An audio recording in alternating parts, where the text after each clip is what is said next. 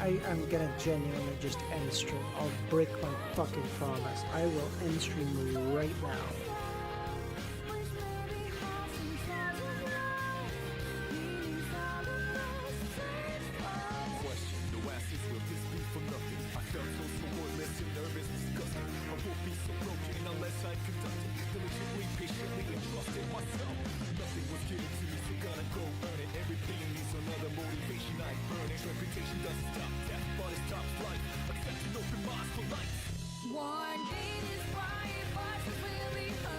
I don't eat red meat, goddammit.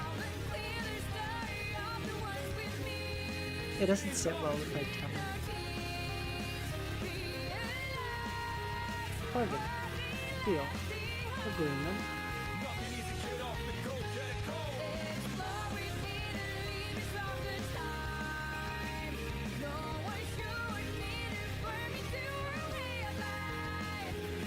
Understand.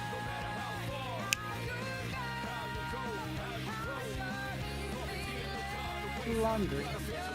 Recycling.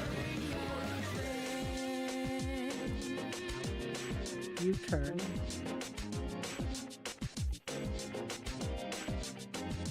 Recycling? Things no one likes to do? No.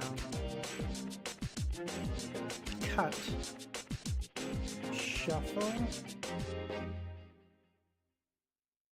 This side up.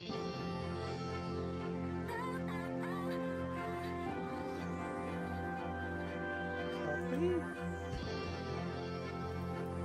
Like magic trick stuff. Cut, copy, delete, paste. Shortcuts?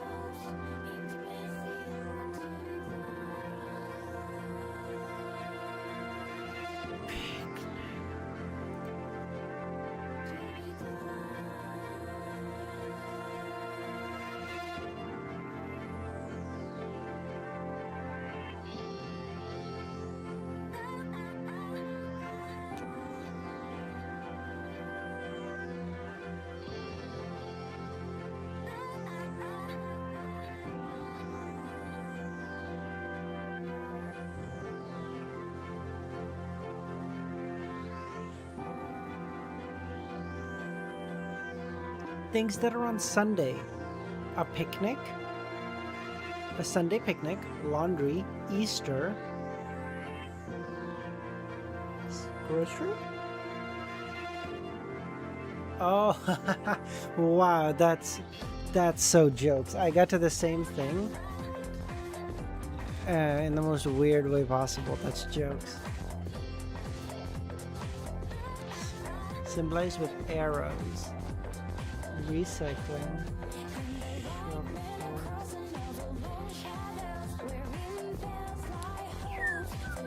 We're never playing LTMDO. We can't top what happened yesterday. So why even bother at this point? Listen, if I ever get Wordle in one try, I'm quitting that too. But I don't think the New York Times will ever put penis as the starting word, so I think I got my work cut out for me.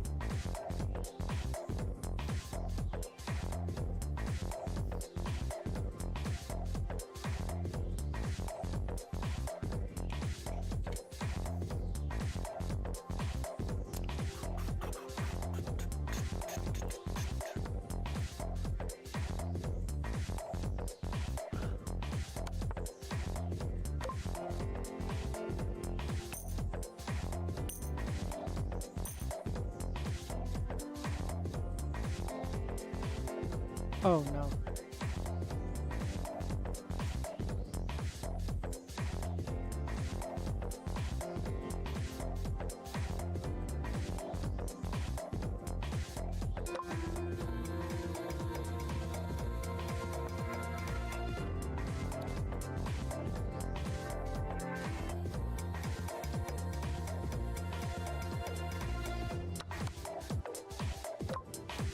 Hey Max, how's it going, man?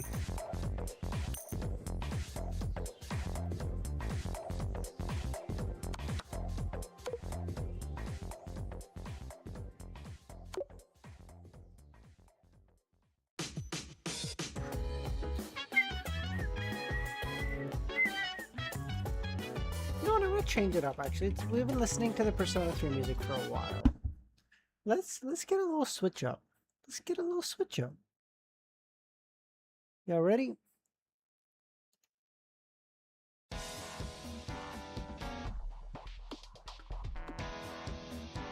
Watch Das Boot, might be the best German movie ever. I've heard the name, but I've never seen it. Harsh, how's it going, man?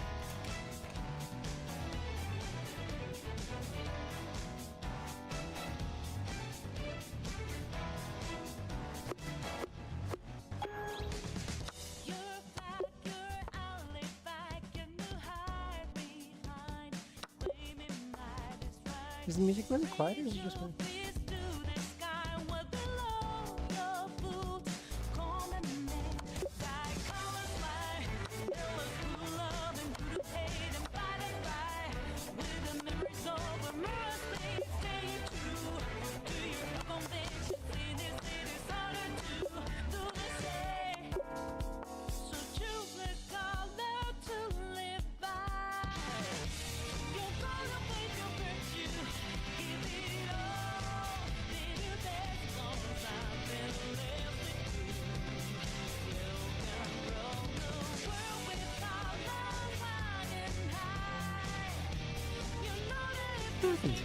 Can't do this.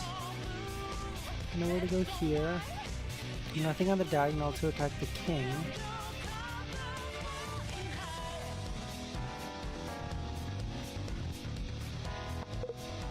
What is that? I don't know.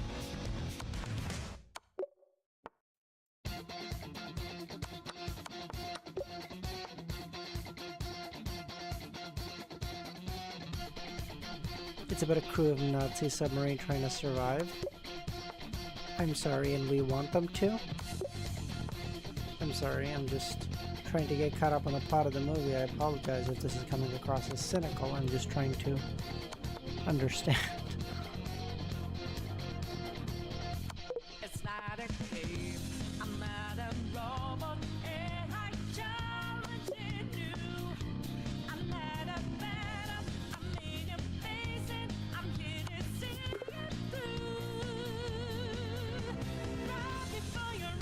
I got myself a beer to watch the stream do the same ways. I could.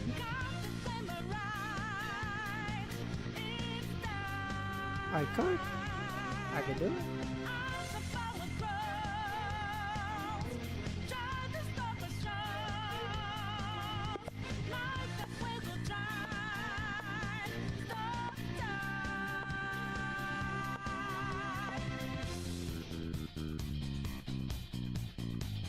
Not such a bad idea.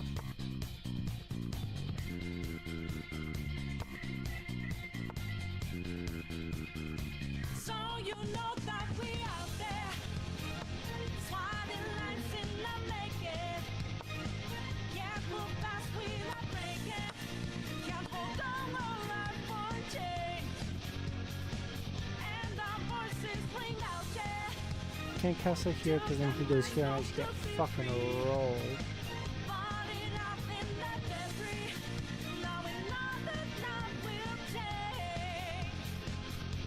Go here. Go here.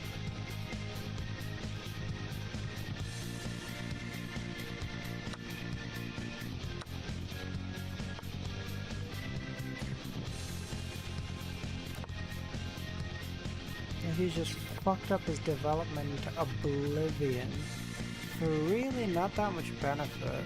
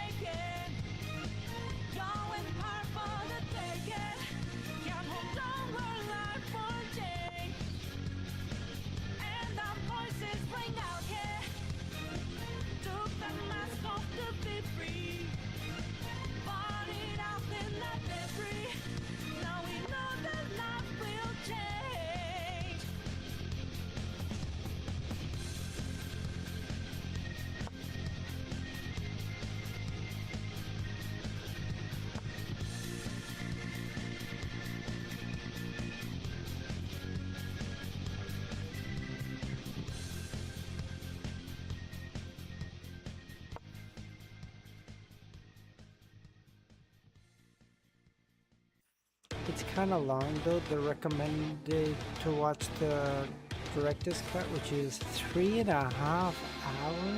Fucking hell. Definitely a bit long, I'll say it.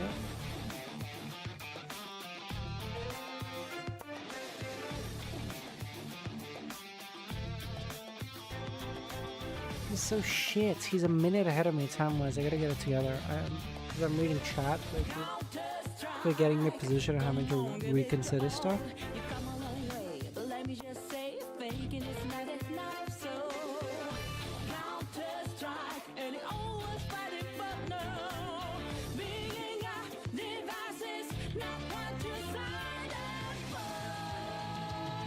Here's an attack I have on this.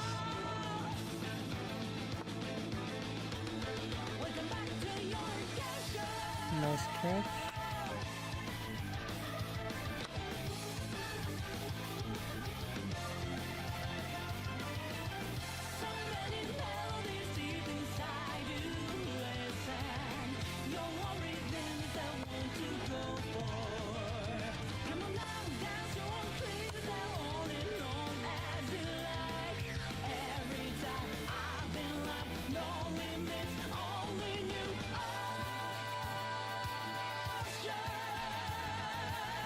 Oh, I'm so fucked time-wise, dude. Oh, 3 minutes is so rough when you haven't played in so long. Like, I'm playing better than him, I think. Or at least even. At the very least, it's even. But it's just a sheer clusterfuck. This is so stupid.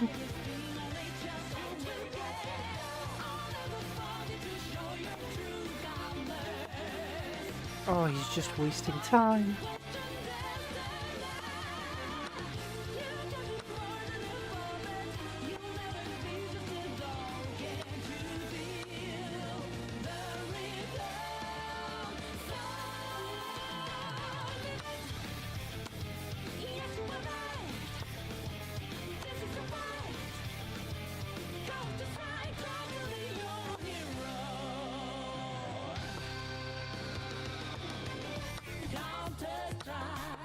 Come on, you've seen it all. Nothing more to say. Today's a new day, so won't you at least try? No, Counter-Strike. When you want fix it for you, though. Be honest. Take.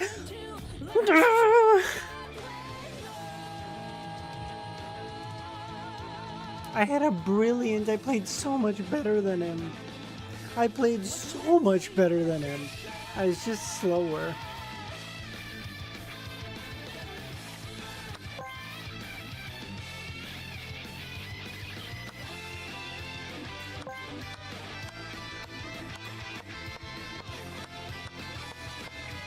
Like right up here, if I don't take, this is a winnable position. Or especially here. Wait, this is even too? Really? We're playing even right up until here? It's even. That's so sad. That's so sad. No, I got slower. I didn't get worse. Like my ability, that's the problem with that happens with chess. When you haven't played in a long time, it's not that you get dumber. You'll forget certain lines. Like you'll know, like you would know if you played regularly. Like, hey, if he plays this, you should play this, and that sort of thing. And you might forget those, but you don't become worse. It's just like for you to be able to make the same connection that used to make near instantly. Now it's like, okay, what do I do here? Okay, so if I do this and he does this and I do this, then he... Okay, so this is probably a good move, right? But like that stuff just takes you longer. So if you're playing like, nah, I know that's why you were beating me.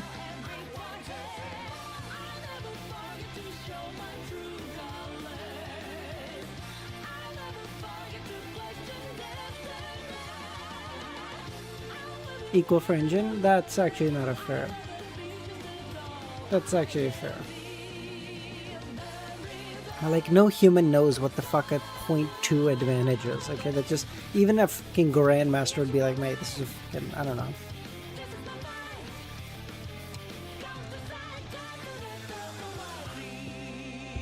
Alright, Uth. Sorry to say it, but it's your time to leave, brother. We're getting to 980 today, and then we're playing Outer Wilds after. If you want, I can ping you guys for Outer Wilds after. After eating, or sorry, after reading though, I'm gonna get some food and then I'm gonna start playing Outer Wilds.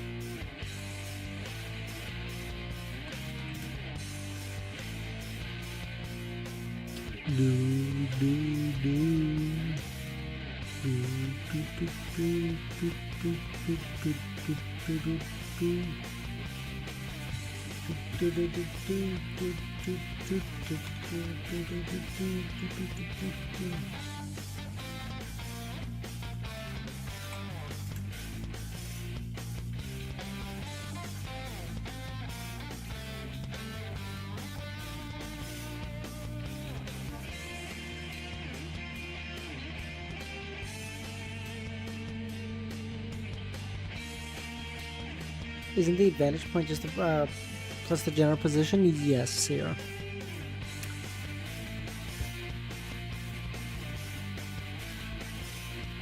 It's the value of any additional points you may have, plus or minus the positional advantage or disadvantage. Hope, I believe 911 years.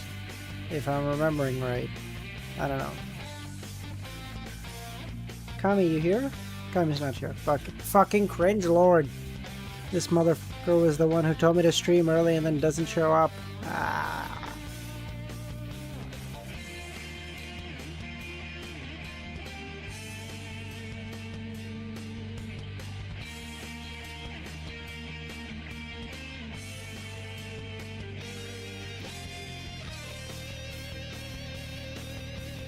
You can start. Oh, let's go.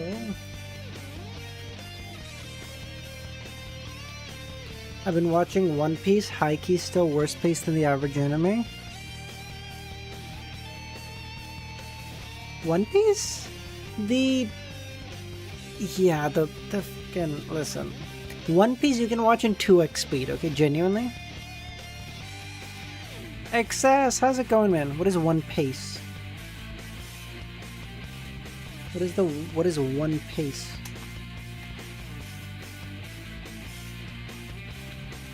A fan project that recuts One Piece anime to bring it more in line with the pacing of the original manga?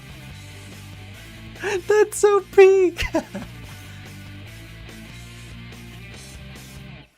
Okay, One Piece has a lot of, like, pacing is not great, I'm not gonna lie to you. That being said, still a goated and woated anime everyone should watch. Hell yeah, brother. 971. The Awakening of the World spells the Fool's Return. Jenna had seen the sense in the materials provided by the major arcana holders. It was considered the most important revelation made by Mr. Fool before he fell asleep. The Fool, sequence 0 of the Seer pathway, was said to have authority over fates. What chapter? I think it's like 1050, 1060, around there, excess? I don't know for sure. Jenna looked at Madam Magician without asking questions, waiting for her to continue. Madam Justice pointed to the sofa and said, "Sit down, let's talk. After our initial intelligence gathering in the Dream City, we've discovered a problem. There was no dream manifestation corresponding to Gehrman.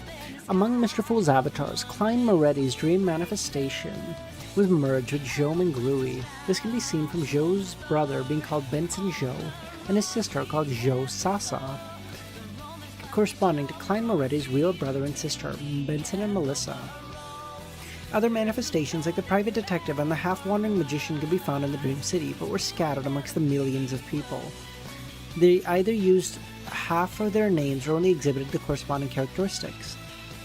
We have confirmed those dream manifestations. There were no issues or anything we could exploit, but Gehrman, one of Mr. Fool's two most important manifestations, has no corresponding manifestation. At that time, this raised strong suspicion and made us excited. It's not a problem if there are issues, it's a problem if everything is normal. After discussion, we decided to recreate the character of Gehrman in the city. Only with Gehrman could we speak about awakening the world. This approach was something she hadn't thought of, Jenna realized. Of course, this was mainly because they had just finished observing important characters and were still experimenting. They hadn't yet compiled the intel or sought ways to awaken Mr. Fool yet. Yeah, it's long, man. Volume 6 is long. But I guess after this, 7 and 8 are short as fuck, so... Dude, it's crazy that someone's gonna try to tell me 200 chapters from now Lumion is a great old one. This motherfucker is a sequence 4. You're telling me he's gonna go 3, 2, 0, and then the Cipher fucking bullshit. And the Demoness pathway. In 200 chapters? Weird. What they hadn't realized was that filming The Great Pirate 3 not only included the idea of stimulating Jom and Grui and awakening his memories, but also aimed to create the dream manifestation of Gehrman. Our first attempt was to use Dreamweaver ability and the Hall Group's resources to create Gehrman's dream manifestation and give him real identity and proof and past experiences. The result was, well, I got kicked out of the dream. I got my gold coin from Madame Rainette and later returned it to her. She had already been kicked out of the dream 3 times before I entered. Being kicked out of the dream didn't discourage me though. I felt excited, believing this may be a meaningful direction, where the celestial worthy wouldn't have turned his gaze. We started our second attempt, with Madame Magician using her identity as a best-selling novelist to write The Great Pirate 3. Was it written by you guys deliberately, Jenna thought? Haven't you watched The Great Pirate 1 and 2? They tell stories about pirates, but the character Gehrman never appears. But Madame Magician personally wrote The Great Pirate 3. The manifestation of Gehrman didn't even exist in the story. What was Rainette doing? Bro, can you imagine? Rainette walks into the dream. Instantly, the celestial worthy goes, she has 4 heads. I can't imagine she belongs here. You're out. The completion and publishing of the book also resulted in Madame Magician being kicked out. We felt we were on the right track, so I used the company to purchase the film and television rights and began preparing. It's so good to have money, Jenna couldn't help but sigh. For their small team, forget about filming a movie. They couldn't even afford to buy the rights to it without winning the lottery who knows how many times. I personally served as the producer and personally selected the actor to play Gehrman. Then when I discovered Antigonus, he was an actor and a star. Such a coincidence, as if Mr. Fool had set it up. Antigonus' background in the dream was that he was an orphan raised by his older sister, dropped out of high school and entered the entertainment industry. His sister fell ill and is currently in a vegetative state. To maintain hope for his sister's awakening, he worked hard to become a big star and earn money. I extended an invitation to him, offering a salary he couldn't refuse. At the time, I actually was a bit uneasy, therefore, having him play Gehrman would cause quite a problem. You know, he corresponds to Antigonus in reality, who was the half-fool in the 4th epoch and hadn't perished yet. If we merged his imprint with the movie image of Gehrman, it may affect Mr. Fool's self-awareness. To ensure there were no issues, we contacted Antigonus to the Church of the Evernight. He told us we could try. Does Antigonus have close ties to the Church of the Evernight? Jenna asked. Being captured and imprisoned is a type of connection, I suppose. Dude, you gotta imagine, Antigonus is chained in a basement getting lashed. And they're like, so Antigonus, no expectations. Would you help us? If not, you're gonna get 50 more lashes, of course. But no, like you can absolutely feel no pressure at all. He's like, well, I don't, to the lashing post. You come out the next day and go, so have you had a chance to consider a proposal? As I was saying, like, I'm not to the lashing post. No, like, book. However, the goddess provided a revelation and promised Antigonus one thing. He began working for the Church of the Evernight. His words are quite credible now. That's why I ultimately decided to invite him. On the day of the shoot, he had a very serious accident and became a vegetable. Both brother and sister, eh? And mommy's hand, don't. At the same time, this caused me to be kicked out of the dream for the second time. Afterwards, I faced significant restriction. By the time I entered the dream the 3rd time, Holly had already chosen the actor to play Gehrman. The silver lining was that she'd personally decided to fund and establish a foundation to cover the medical expenses for Antigonus and his sister. Jenna vaguely felt that Madame Justice was praising her own dream manifestation, Holly, for being quite a decent person. I couldn't find anyone more suitable to play Gehrman, and the medicine provided by Mr. Moon couldn't wake up Antigonus. I had no choice but to let GIU try. Unfortunately, after he finished filming, he couldn't merge the manifestation of Gehrman, and the movie didn't make Joe remember a thing.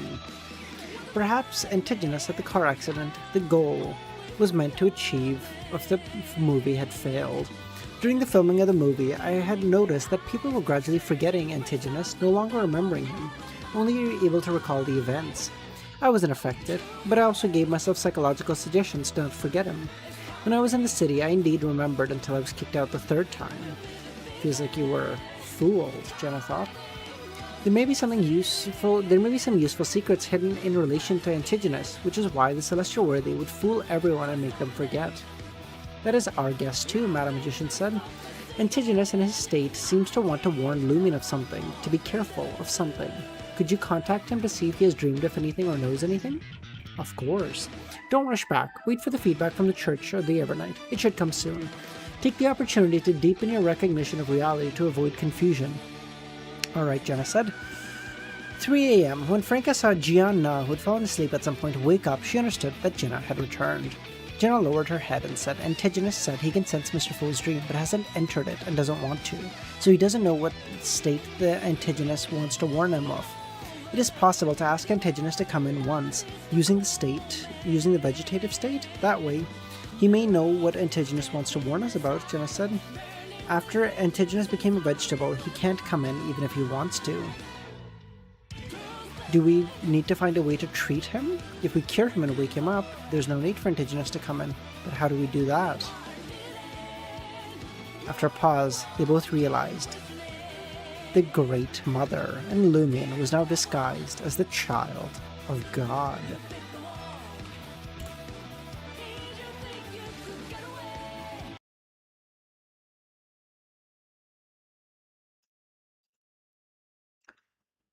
Treat Antigonus by finding a bestowed of the Great Mother through Lumion, Franca thought.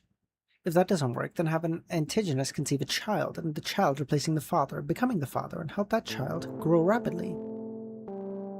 With everyone suppressed at sequence 7, even the Great Mothers bestowed can make embryos so quickly. They're even hoping to rely on the child of God's godhood to make Lee Keiji go through pregnancy.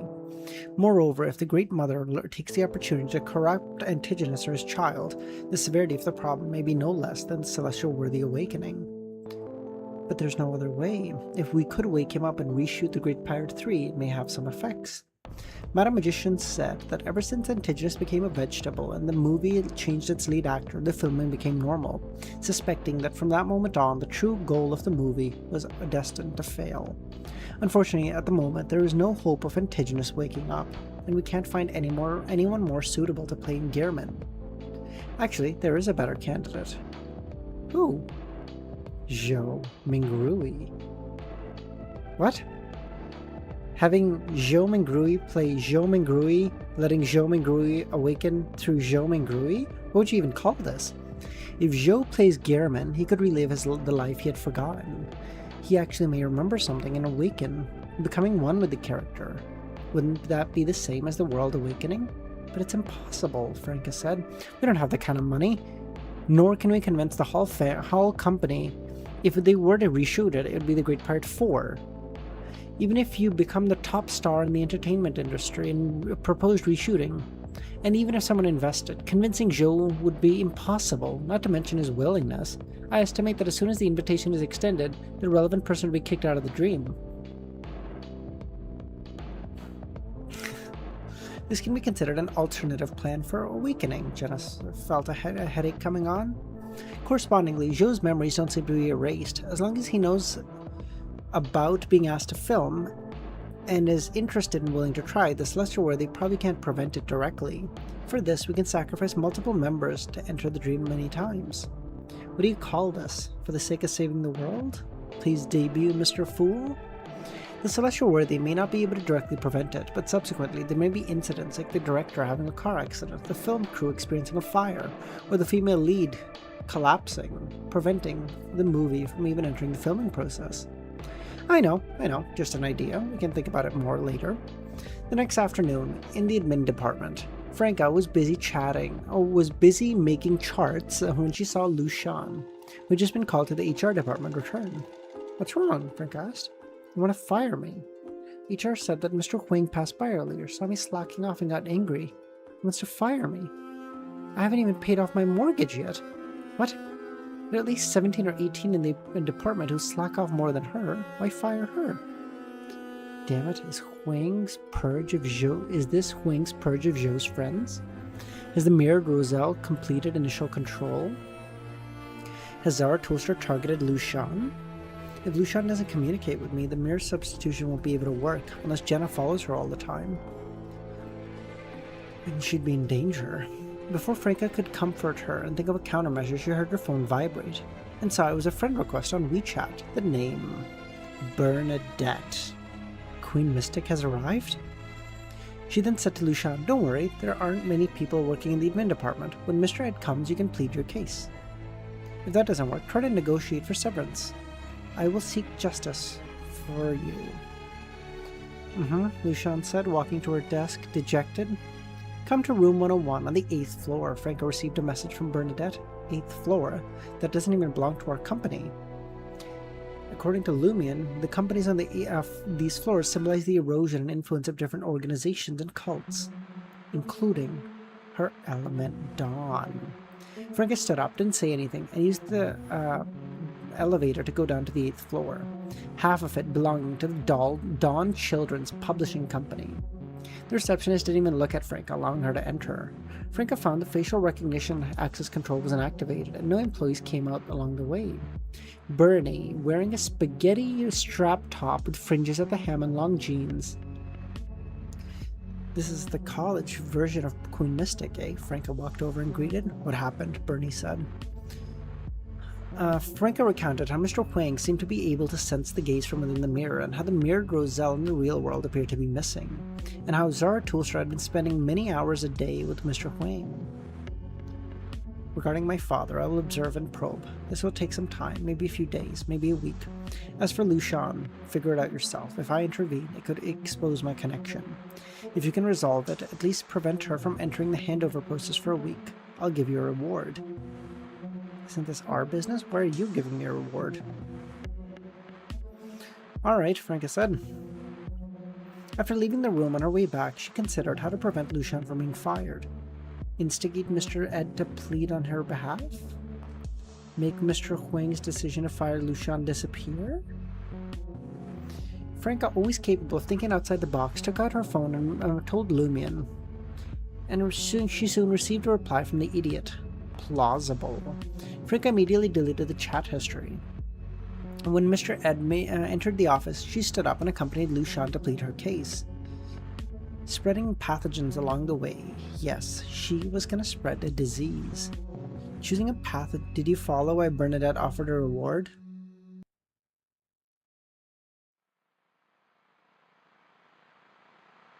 I don't know. Pathogens that cause stomach flu. She chose a stomach flu that gave people a chance to get some sick leave. After 10 minutes, Franca discreetly instigated Mr. Ed, making him agree to plead Lu Shan's case. After the two left the director's office, they saw many colleagues looking ill and vomiting. What's wrong? Lu Shan asked. I don't know. Everyone started vomiting and having diarrhea.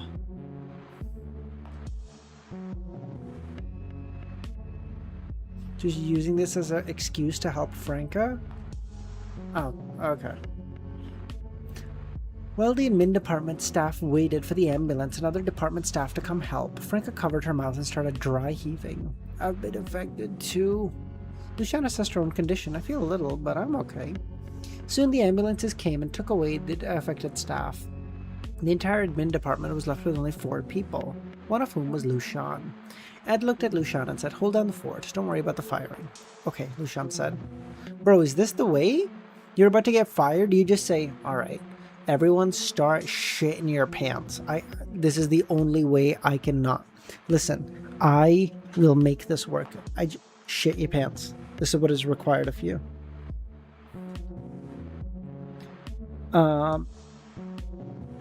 During the process, Lumen found a way to get close to the Franca and exchange a glance. As agreed, Lumen spread the pathogen causing the stomach flu to Franca. In case she went to the hospital later, nothing was found. How did they get food poisoning? Olgia asked. Everyone ate the same cafeteria, didn't they?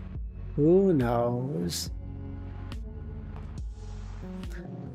Lumen turned as he received a message from Franca. Go back and check out the admin department. Those who maintain some health and continue working are likely beyonders, like Lucian.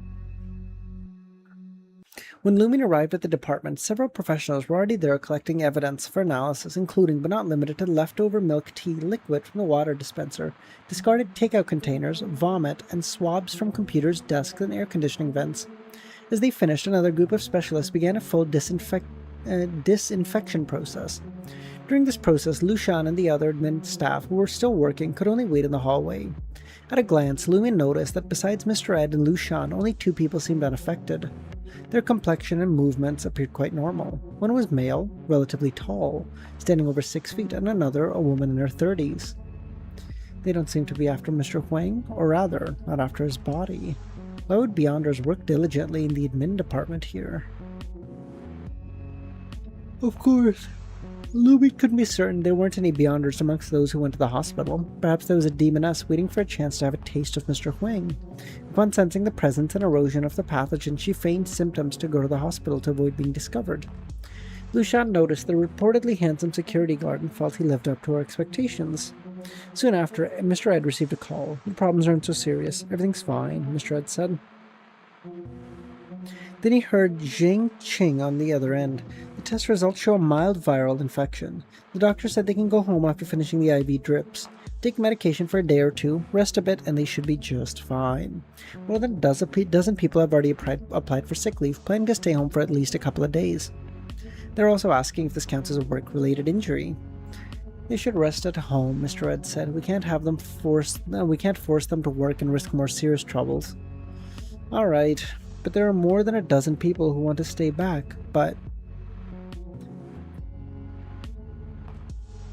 there's also more than a dozen people who say they want to come back, but they're all the ones who like to dress up, except Lu Fu. Even sick beauties were beauties. Mr. Huang felt sympathetic. Is it only the new employee who are eager to work and take their job seriously? Meanwhile, Lumians used the incident in the admin department as an excuse to keep watch nearby. This was to guard against Lucian being eliminated by the Celestial Worthy in the chaos as a painter. She had some ability to protect herself, but she clearly lacked experience and could easily let her guard down in a crowded situation.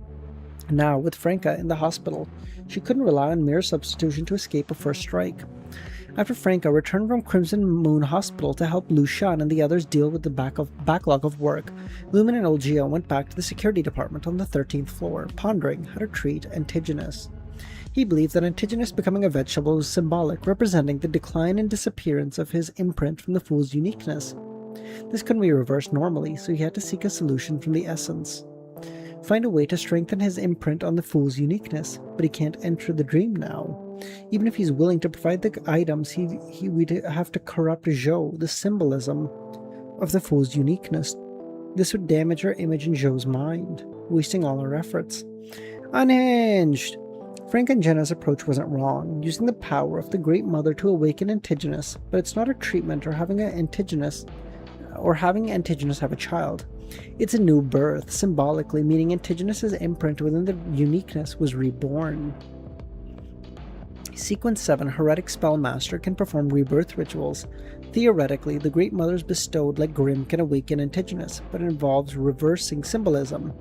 I can only estimate a rebirth ritual performed by someone with godhood would be effective.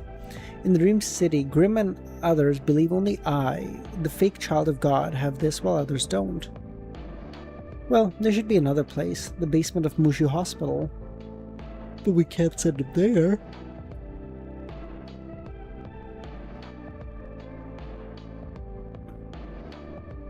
After pondering for a while, Lumen felt that both current approaches had many problems and hidden dangers. He began to consider this matter from the perspective of finding loopholes, and soon thought of Li Keiji.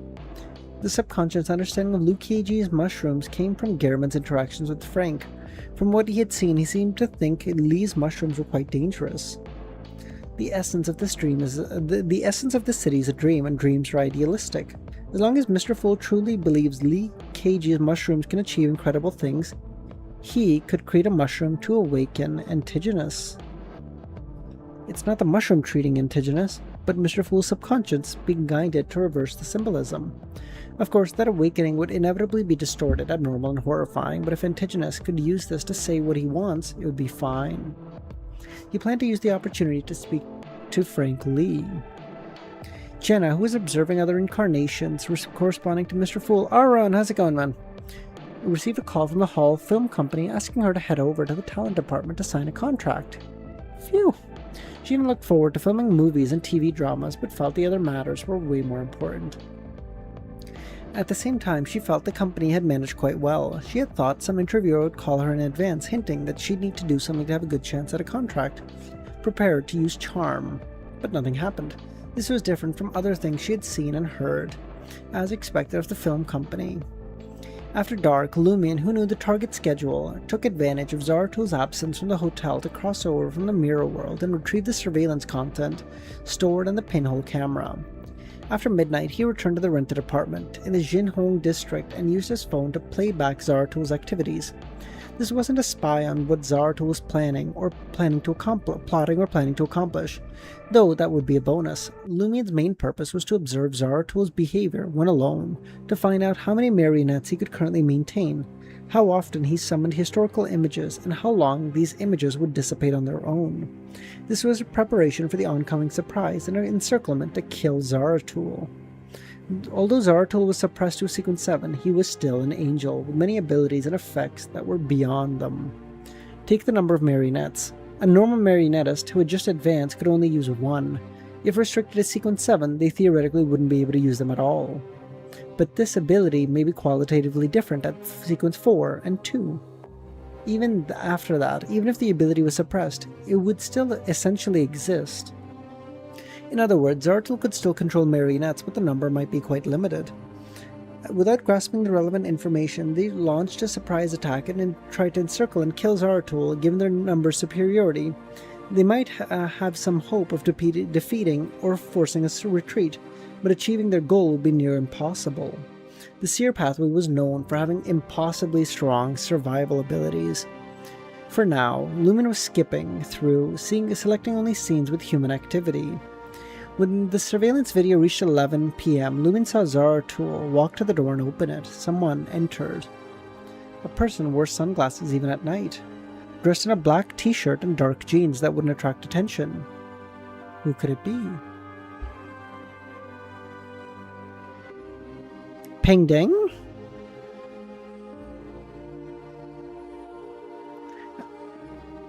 After entering, the man looked left and right and removed the sunglasses. It was Jia Yu, the actor who played Gehrman. He doesn't look too much like Zhou, which shouldn't be a problem, so why is he visiting Zaratul? What have we missed? Lumen was grateful for the technology that provided him with assistance, but also worried that Zaratul may have already discovered the presence of the pinhole cameras. Jia Yu sat down on the sofa and talked with Zaratul for nearly 15 minutes, then left. Lumen stopped playing the surveillance video and decided to first listen with the listening device he had planted. Lumen quickly found the conversation between Zaratul and Jia Yu. The gist was that Zaratul wanted to poach Jia Yu for a newly established film and television company. This company would be funded by the restructured Intis Group, and would also help pay the penalty for breaking Jia Yu's contract. Additionally, Jia Yu would receive a hefty signing bonus, better contract terms, stronger resources, and better endorsement deals. Is this what I want to hear? After Zaratul's repeated promises, Jia Yu was clearly tempted, saying he'd consider it. Lumen looked at his phone and hit pause. 2 key points, he said to Anthony. 1. Jia Yu is still useful. The Celestial Worthy values him highly and wants to bring him under their control. 2. Zaratul doesn't have much money. He only has an identity and company woven from dreams, which outside the city only exists as rumor. He needs a merger and restructuring to turn them to real money and resources. This can be deduced by the fact that all of this could only be delivered after the restructuring. With beyond our abilities restricted, the importance of money is greatly amplified. Even in Klein's mind, he's like, Sequence 2? Who gives a shit? Millionaire? With a billion. At this point, Lumen's expression turned cold.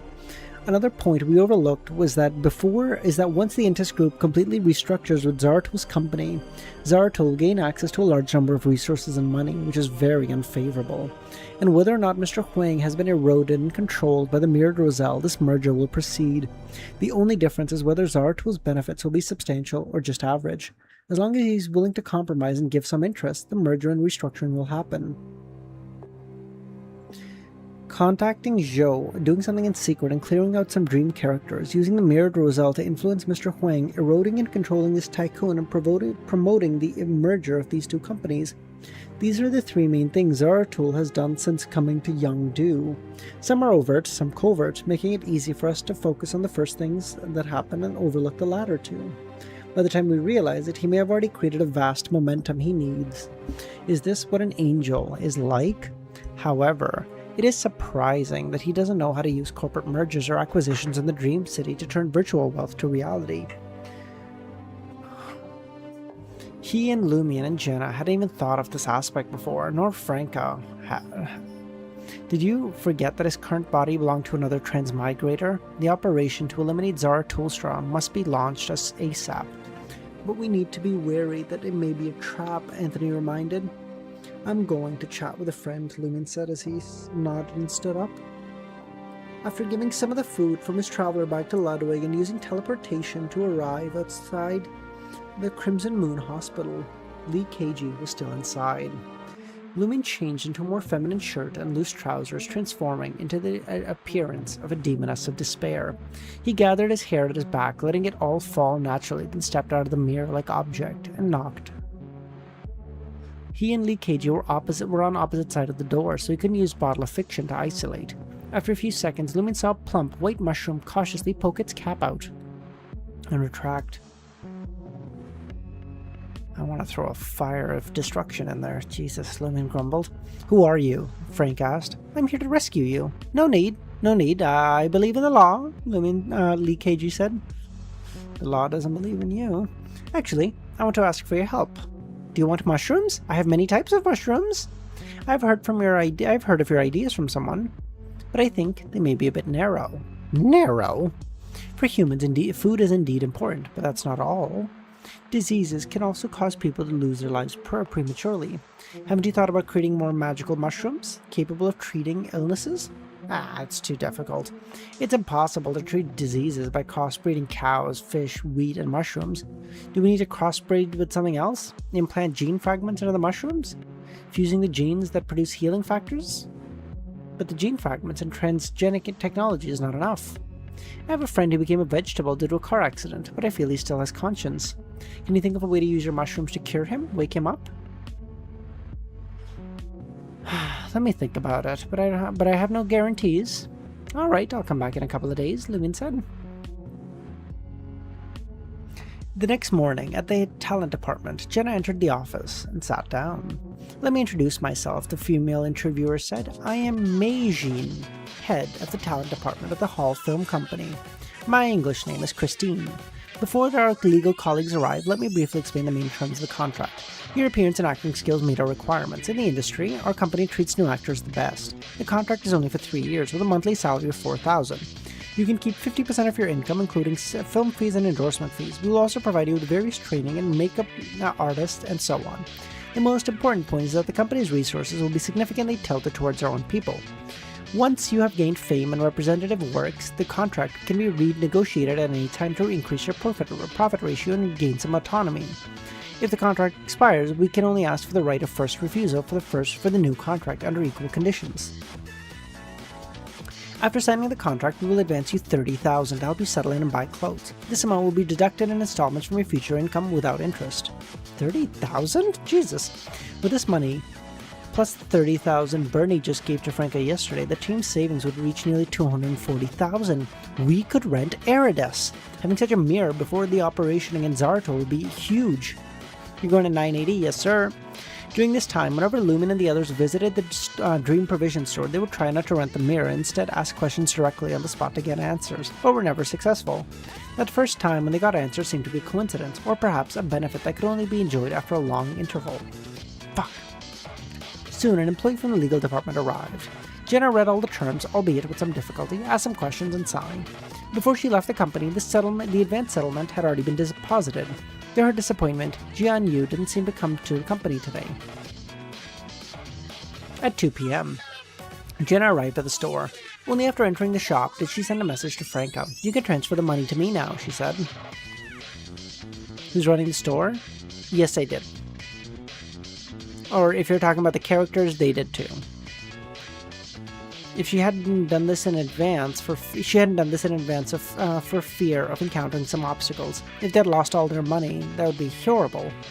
Lumen and the others, who had been waiting in different places, completed the transfers, keeping only enough for living expenses for a week.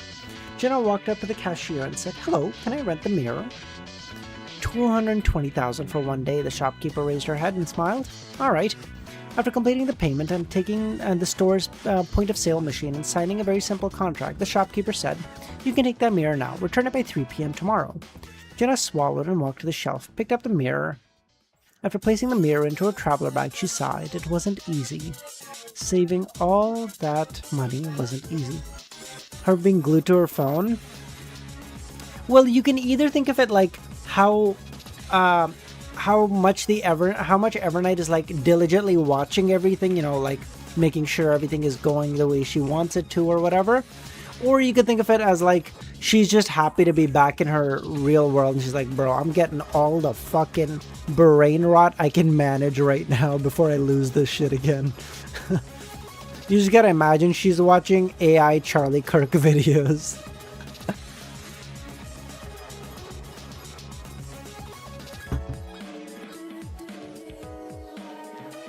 Late at night, in room 2303, Lumion, Franca, and Jenna sat side by side on the long sofa with a silver mirror in front. Anthony had taken Ludwig out for a late-night snack, avoiding the question and answer session with Eridas. Wiz, check COI. Do I have to do this right now or after?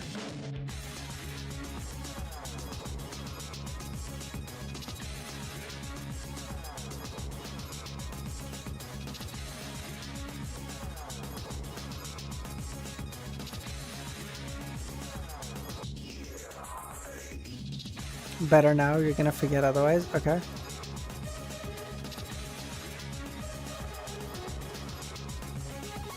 Do you have an outlet for your emotions, Adam?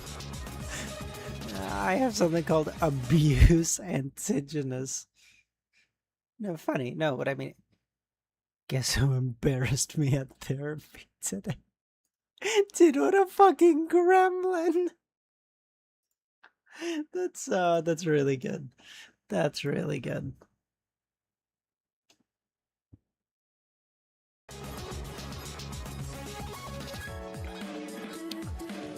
Of course, they had already discussed and decided which questions to ask, mainly focusing on two parts. First, Zaratul's situation, and second, matters related to the city. They had listed over 20 questions, but considering the subconscious limitations of the dream, they believed it impossible to keep asking until all their doubts were answered, suspecting the mirror would only ask a limited number of questions in a time or in a day. Shall we start? Jenna said. I'll go first, Lumen said. No, we take turns. We can't let you bear the questions alone. Must be fair. Alright, you go first. Franca took a deep breath and said, Great Eridas, may I ask you a question? I can answer any question you ask, but you must also answer an equal number of questions from me in the presence of at least one witness. If you refuse to answer or lie, you will face a punishment. My question is, what is the current manifestation of Zarathustra's beyond her powers in the Dream City? This was one of the points their team wanted to know most. Zarathustra's summoning of images from the historical void had many limitations. He couldn't always use historical projections to replace himself. Before going to open the door for Jian Yu, he had pulled out a past version of himself, and that projection then communicated with Jian Yu for nearly 15 minutes.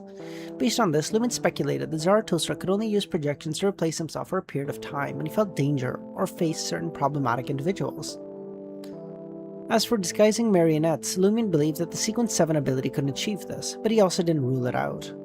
Zarathustra can currently manipulate 2 marionettes. Through spirit body threads, he can initially gain control for 20 seconds. He can gain initial control within 20 seconds and completely marionetize within 90. His marionette manipulation ranges 50 meters. He can switch positions with the marionettes. The marionettes can use their own abilities as well as borrow all of his, but at a sequence 7 level. He can only maintain the existence of one historical void at a time.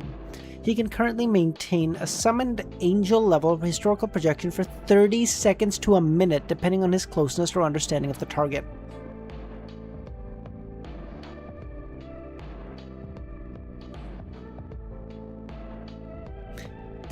He just said he can summon an angel for nearly a minute. Bro, you're so... Do not try to fight this man. You're gonna get fucked. If he summons his past sequence 1 self, it can be maintained for 90 seconds. His sequence 2 self, it's 3 minutes. And below that can be maintained for up to 15 minutes.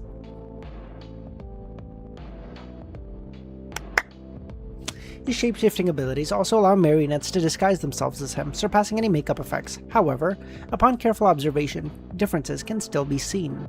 He can also wish create miracles, but the effects of these miracles are so restricted to sequence 7. His past sequence 1 self could make the spirit body threads of the dead or certain objects reappear, thereby marionettizing them. If one eats marionettized food, they will be corrupted. His past sequence 1 self could also graft physical entities or abstract concepts that normally couldn't be connected, combining them to achieve incredible control, but these are also at a sequence 7 level. His past sequence 1 self could distort space and time, creating a realm of mysteries that surpass the bottle of fiction and possess concealed properties.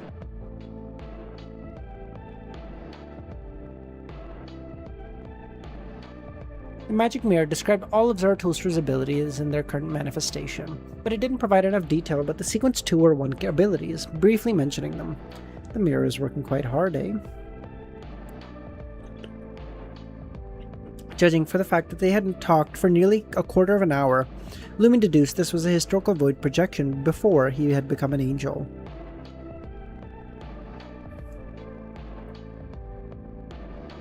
I read it, Kami. I just don't care. The air straw is the most useless piece of shit ever. He had also indicated that Zarathustra wasn't born a mythical creature, but had ascended step by step. After displaying Zarathustra's abilities, the words changed. Based on the principle of reciprocity, my turn. If you lie or answer incorrectly, you shall be punished. Who cares now? They know everything about me. Who gives a shit? After entering the city, have you ever thought about doing something with Lumen when Jenna wasn't around? Fuck! Yes. Just thought about it occasionally and didn't put it into practice. This is a dream of Mr. Fool. How could I? Lumen glanced at the rapidly speaking Franca and the silent Jenna, suspecting that while Franca felt ashamed and embarrassed, the mirror may have had a hidden intention of helping Jenna digest the affliction potion. It really is going to all wake up Mr. Fool, eh? Lumen then spoke. The second question is, has Zarathustra discovered my surveillance? You say that, but it did kind of say Klein at the end of Volume 2. Okay, what, the fucking river thing? Bro, he would have been fine. He could have just swam. Okay, don't make it out to be that extraordinary. He could have just swam.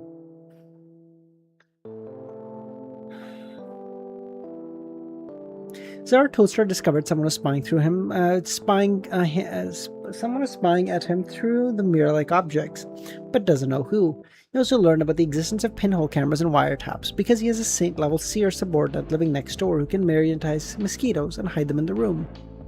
So when I cautiously used the fireball of destruction to burn all spirituality imbued in the room, made him alert that someone had infiltrated the room, and searched and discovered the pinhole cameras and wiretaps. Fuck. At the same time, Lumen suspected Zarathustra knew Mr. Huang had concealed the fact that someone was spying through the mirror-like objects. Moreover, knowing there was surveillance, Zarathustra still had Jian Yu come to the room. Was this to mislead us? Making us think he was important? Does he plan to poach? But his plan to poach him wasn't sudden. He should have started before I went to spy on him. Does he think that contact with Jian Yu holds dangers? Lumen realized that Zarathustra was indeed quite similar to a conspirer. He could have just swam, Hope. I'll say it, okay? He could have just swam. I'll say it. He could have just swam. Just one hand in front of the other, and you just keep doing that. He'll be fine. And last I recall, didn't that fucking guy get erased? Am I wrong? After answering, the Erdes asked, "Is your feeling for Franca and Jenna love, or just valuing them?" "I value them." Jenna then said, "It's my turn to ask."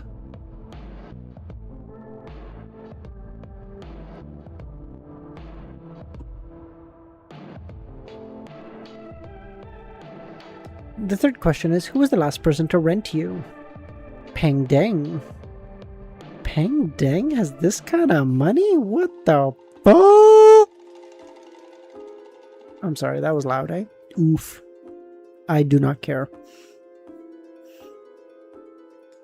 Regarding who had previously rented the mirror, they all had various guesses, but never imagined it'd be Peng Deng. Where the fuck did he get this kind of money? Why did he want to rent him? What did he want to do? Everyone looked at each other, feeling it was necessary to adjust the order of questions temporarily to add some related to Peng Deng. Based on the principle of reciprocity, it is my turn to ask. Jenna nodded. Have you considered how you would intimately get along with Lumin and Franca if you switched to a hunter pathway and became male? I have. The fourth question. What did Peng Deng do with the help of the great Erdes? The surface and the mirror, the words were faded away, the watery sheen receded. So it's only 3 questions. Let's try again before returning it to the store, I guess. Jenna nodded. Friday morning, Zhou, busy at his workstation, felt his phone vibrate. He picked it up and saw a message from Lushan. I might be getting fired. Let me treat you to dinner. What happened? Lushan asked. Or what happened? Zhou asked. Lushan just sent a laughing emoji. I'll tell you when we have dinner. Oh, and Lufu will be there.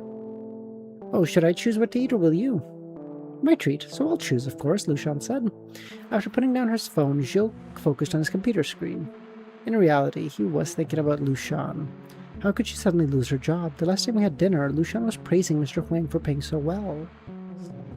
Is it because of her special circumstance? About half of the admin department came because of Mr. Huang, and Lushan is considered a qualified employee. There's no reason for HR to fire her. Moreover, the company's overall revenue and profits are amazing. Has she shown any unusual behavior? Zhou went back and forth, feeling that after Lushan discarded those paintings, everything seemed normal. Except for forming a group with Lushan, Lufu, and Li Ming. And telling him to be careful of Zarathustra. The group is in talks with the company about a merger, and she has warned me twice about Zarathustra. Is there a connection? Well, after Lufu warned me last time, she was off for a few days. Tonight, she and Lushan may hint at something again, because his previous interactions with Lushan and Lufu hadn't brought any anomalies, or led to attacks or difficulties. Zhou wasn't averse to having another meal with them. Frankly, it wasn't for Lushan and Li Ming hinting 3 times to be wary of Zaratul. He would have felt that everything around him was normal. But the more it seemed, the more stranger Zhou felt, as if he were trapped in a cocoon. So he was trying hard to probe. Hall Film Company, Talent Department. The young employee who had previously introduced various situations to Jenna smiled.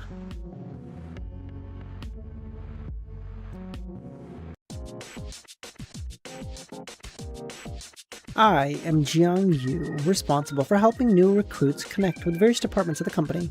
Come to me with anything. What a coincidence. This isn't a coincidence. It's destiny. Why was I waiting outside the conference room to take interviews out?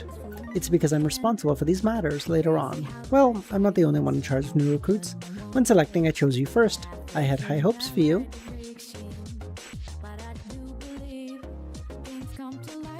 Kami, I literally had that same thought. I was like, do you imagine that once everyone gets selected or whatever and picked up by the Celestial Worthiness sitting in Cipher Castle, they're just having a dream, like that's all that's happening? I was like, oh, that's so cute. I literally had that same thought. That's so jokes. Jian continued, I thought you'd only report to work on Mondays. The physical training courses and media response training will be for you all next week. Well, today let's just chat casually. I'll give you a tour, and if we happen to meet a producer or director, you may get a chance to audition. If I'd come next week, Jian Yu may have already paid the penalty and left. Jian Yu isn't here? I have a friend who's a fan. He's not here. He's been coming into the company less and less. Today he was going to attend a film-related event.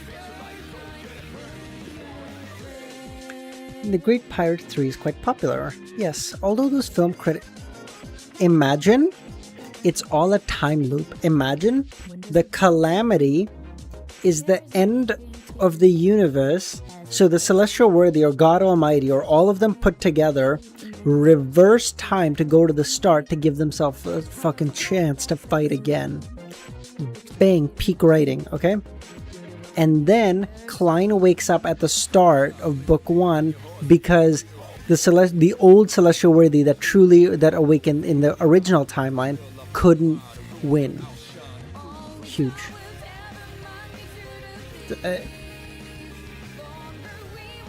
There's like 5 fanfics like that? Okay.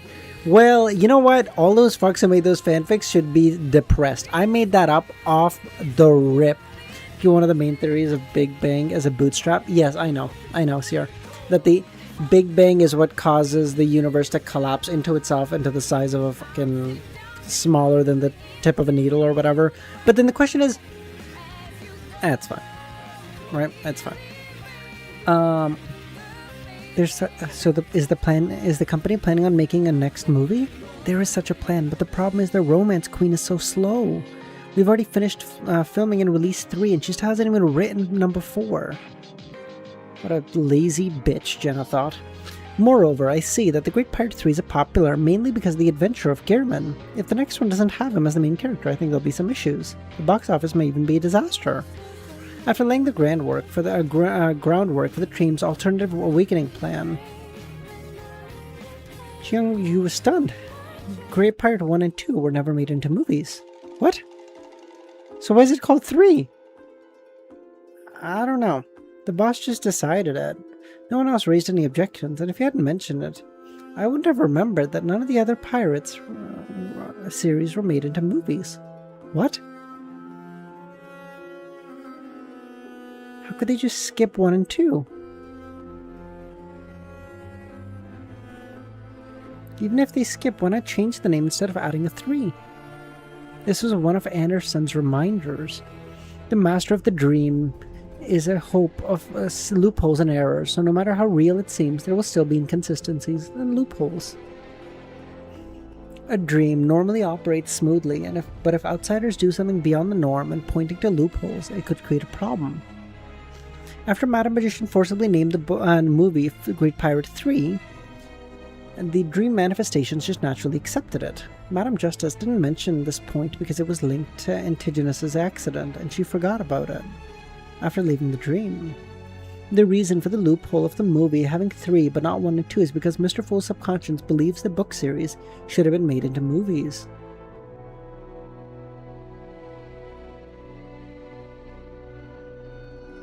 Since it can't be filmed later, The Great Pirate 3 can be made into stage plays, animations, TV series, games, and such, taking advantage of the movie's popularity. True, Jian Yu said. Is this something we can decide? Wait until the next meeting and suggest it to the boss. Mei Jin and let her whisper to the big boss. Big boss? Solid Snake? Let's go. In a high-end hot pot restaurant with a proper stage, in a private room, Mr. Huang introduced Zarathustra beside him. This hot pot restaurant has quite a unique feature. There will be a face-changing performance later. One of the local, intangible, cultural heritages.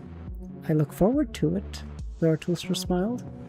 Just as Huang was about to say something, his phone rang. The caller was Bernie. Excuse me, I have to take this first. Mr. Huang stood up and...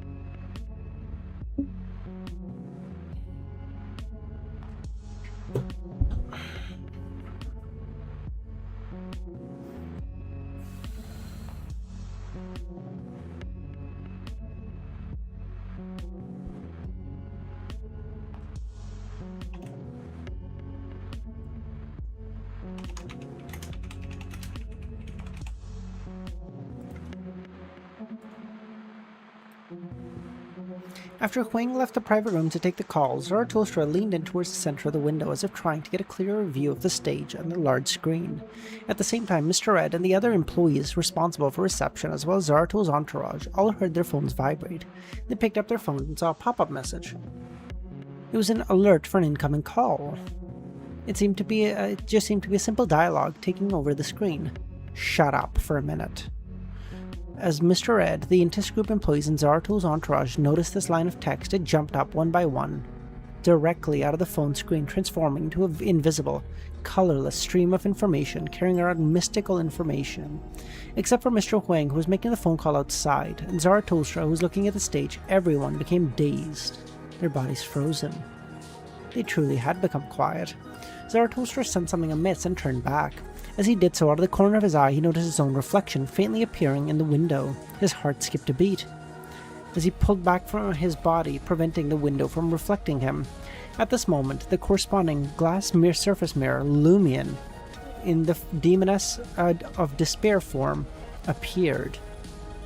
The normally invisible spirit body threads on his body, upon touching the hard mirror surface, no longer extended as usual, but were drawn up. This was distortion's alteration of the spirit body thread's extension direction. This way, Zaratul wouldn't be able to detect if someone was spying or lying in ambush. The distortion came from the edge of the area, nearly the ghostly tunnel resembling a spider web with a crown inlaid. The crown floating silently, with a beautiful woman beside it. The woman had tied her chestnut hair into a bun. She was none other than Bernie Huang. She held her phone and was speaking to Huang Tao. Logically, there shouldn't be any signals in the mirror world, but with Bernie's words, after going through the phone, directly transformed into an invisible stream of information, drilling out of here, and the replies from Huang's phone were similarly affected by Beyonder powers. LEMMiNO glanced at Huang and said, at Miss Huang, and recalling what she said, I can provide help for you, but I can't participate in the battle. I've already been kicked out of the dream twice, and I'm under restrictions. If Zarathustra sees me as an enemy, I may be kicked out, and the problem with my father has not been resolved. I'll create opportunities for you, but killing Zarathustra or kicking him out is you. This item can't be lent to you, or otherwise, before Zarathustra dies, you will. LEMMiNO hesitated no longer and looked at Zarathustra's mirror projection that hadn't disappeared and raised his left hand. On his wrist was a silver bracelet, Circle Inhabitant. LEMMiNO seized the opportunity and used Circle Inhabitant on Zarathustra's fading mirror projection. Of course, this was most suppressed at sequence 7 level, unable to make the corresponding fate repeat, and could only be triggered twice at most. The current implementation of the Circle Inhabitant was to make a similar scene appear again in a short time. In this private room, after Zarathustra pulled back his body, preventing the glass window from reflecting him, he suddenly felt a gust of wind blowing from the entrance. Before he could check the status of the others at the table, he found the window being blown, moving towards the closing. This was once again cast his reflection onto the corresponding glass. In Zaratul's deep blue, almost black eyes, the dim light flashed. Bernie Sanders.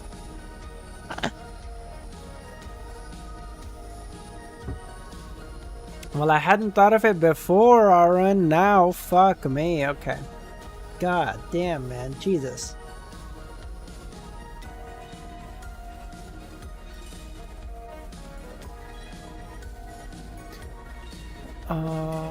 He raised his right hand using a Miracle Invoker's ability to influence the future, reducing the possibility of his mirror projection being utilized by others.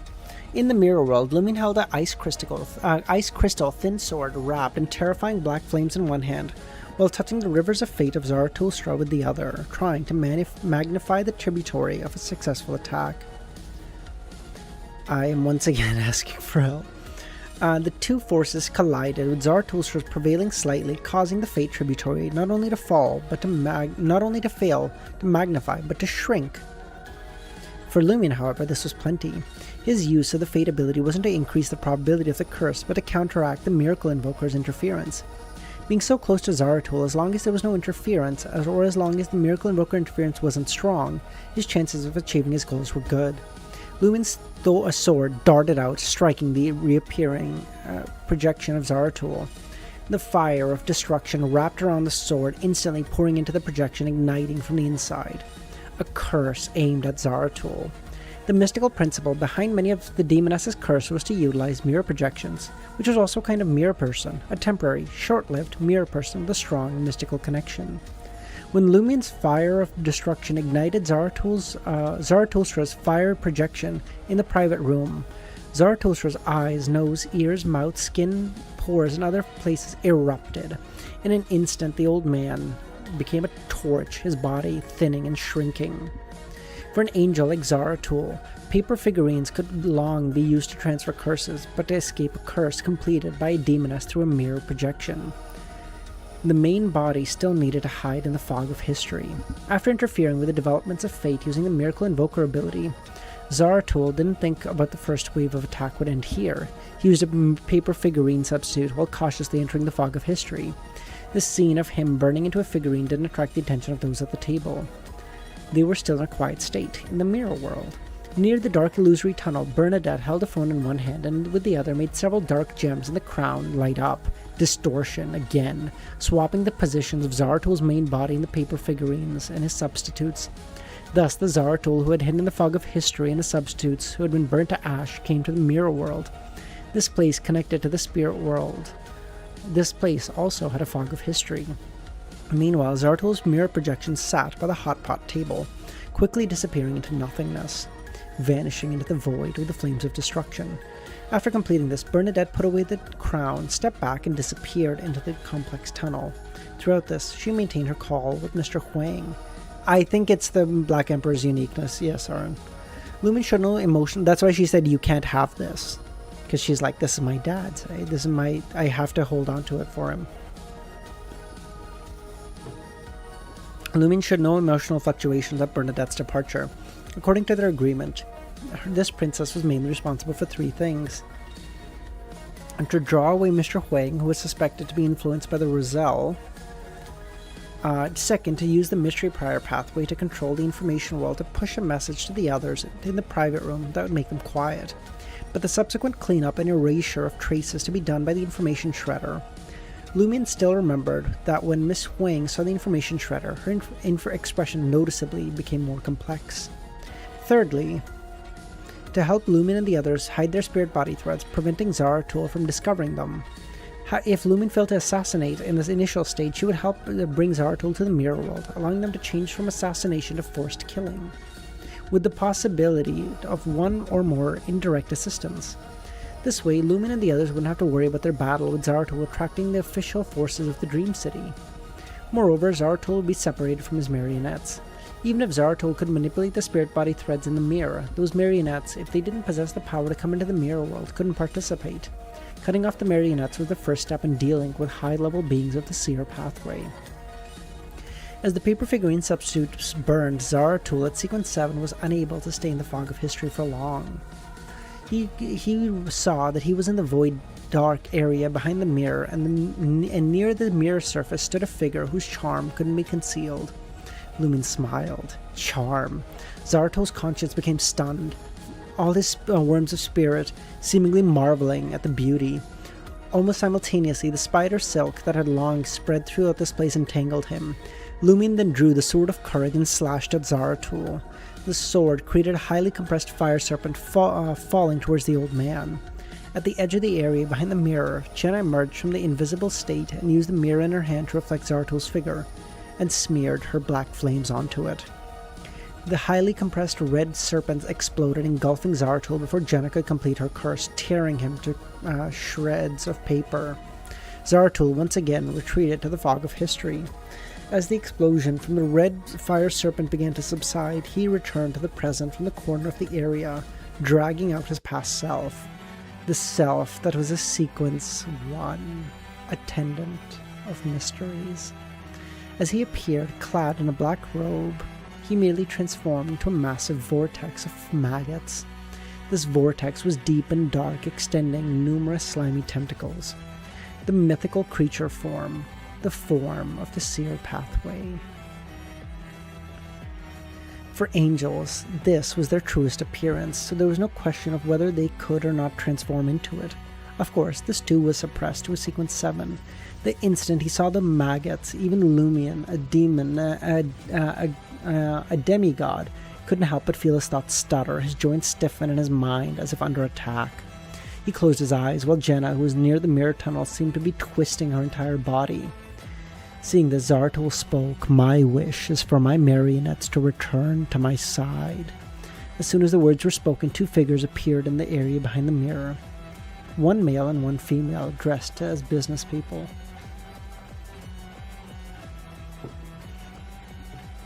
Damn harsh, that's rough, but fair.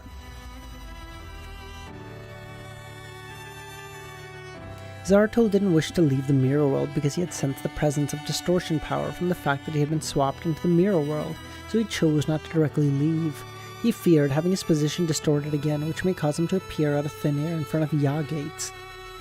In this moment, because Zaratul's creature form was restricted, both godhood impact and mental corruption were reduced severely, so everyone with their eyes closed began to recover.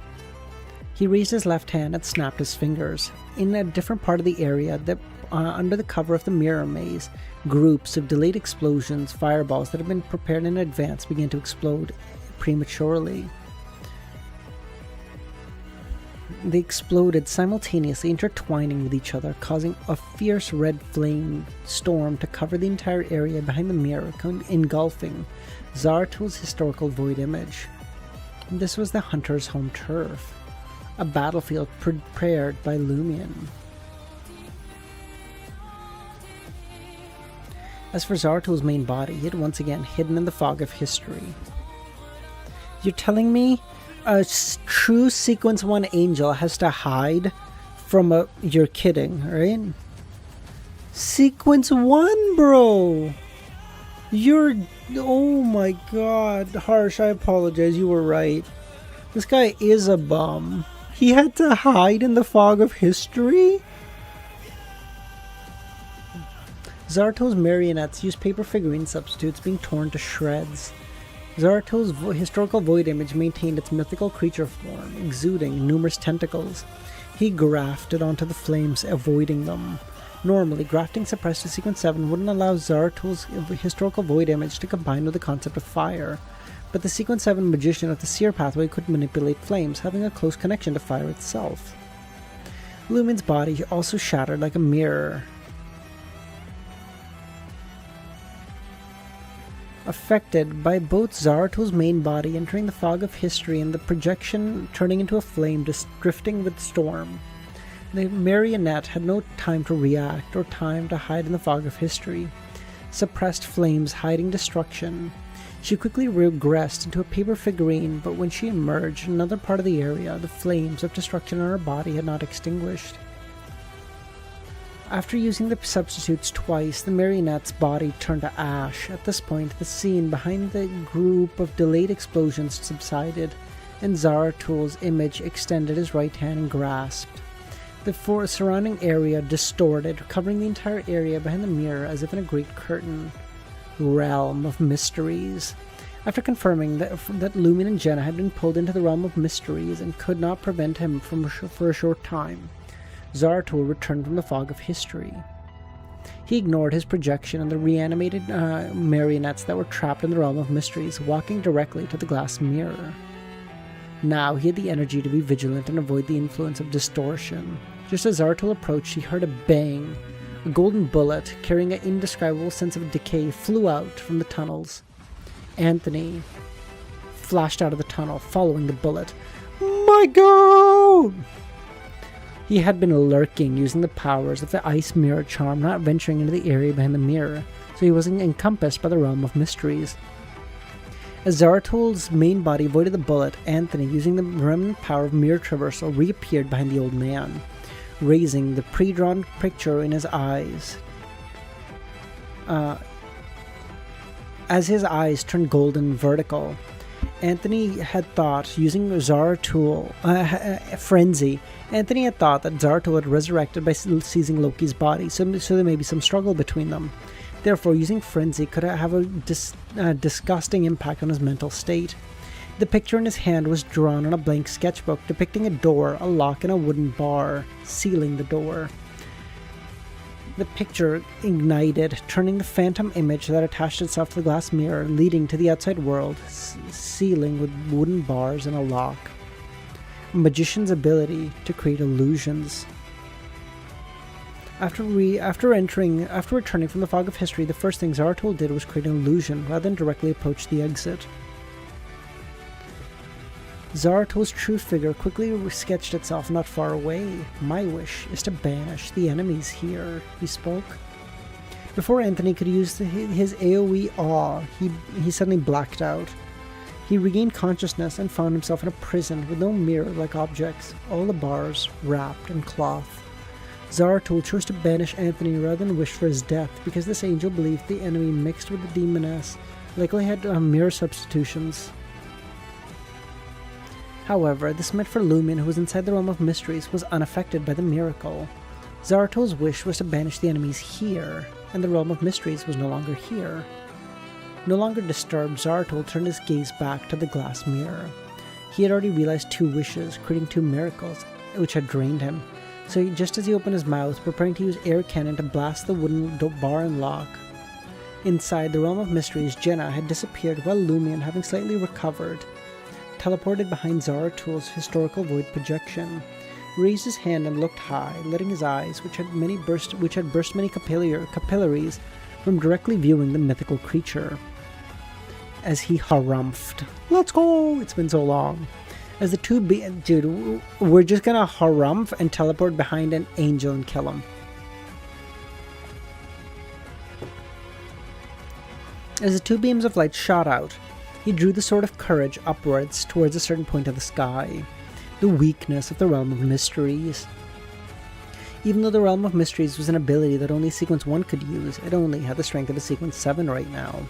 Zaratulstra outside made a bang sound, firing an air gun, causing the wooden bars and lock to shatter. At this moment, several figures traversed through another tunnel. Ludwig and a handsome male version of Jenna.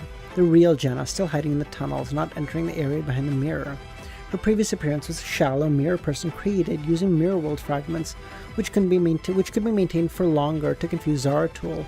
But under the influence of Lumin's AoE explosion, that mirror person had been destroyed. Dude, you know what this is reminding me? It's just reminding me of like bum rushing someone over and over again because they have like higher fucking leveled as shit than you, but you're like, I'm just gonna keep running at you with no fucking gear and just drain your resources. I'm gonna do 0 damage to you, but you're gonna have to kill me 80,000 times. And eventually your fucking armor will crack or your potions will run out. And you will, it's just a battle of attrition now, motherfucker.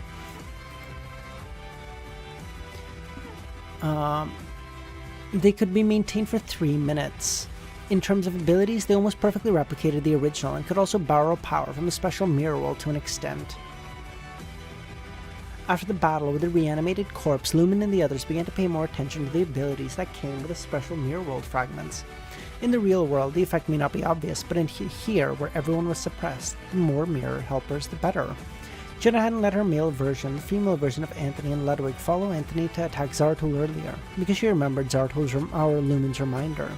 If we fail to assassinate, subsequent attacks should come in batches. Don't rush, lest all his abilities take us all away. This can also deplete his spirituality and the number of times he can use his abilities. In a hunter's home turf, though it couldn't be said they could make arrangements for the enemy from beginning to end, a few wave of attacks could reflect a hunter's intentions. Faced with the attack from Ludwig, the male version of Jenna and the female version of Anthony, Zaratul showed no surprise. His body suddenly disintegrated along with his face collapsing into a vortex. If one looked at the vortex, they would see countless insects frantically writhing, crawling. From within the sleeves of the pant legs and formal suit, numerous slimy tentacles extended. Zaratul had used his mythical creature form. Unlike his historical void image, his clothes were real, not part of the projection. They didn't transform into the creature, remaining draped over the maggots, making him appear even more terrifying. As Zaratul revealed his mythical creature form, both male version of Jenna and female version of Anthony froze. One's hair grew thicker and longer, while the other's face became covered in patches.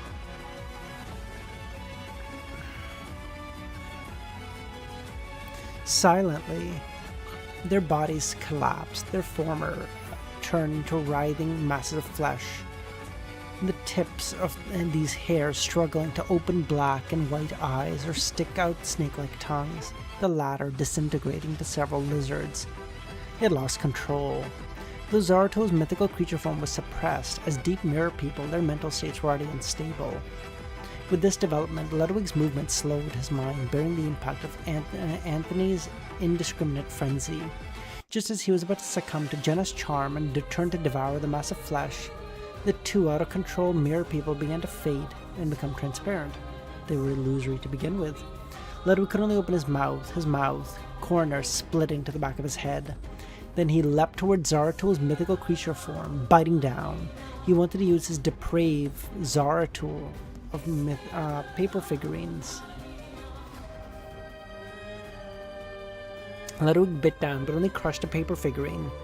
Zaratul appeared in midair within the vortex of countless maggots that formed his face. Different colored gems lit up. Around Ludwig, who still had the paper figurine in his mouth, doors appeared. These doors took very many forms. Some double doors, some single, some barely showing cracks, enveloping Ludwig completely. As Zaratul waved his tentacles, one of the illusory doors suddenly opened, welcoming Ludwig. Ludwig's figure instantly disappeared into the darkness behind the door.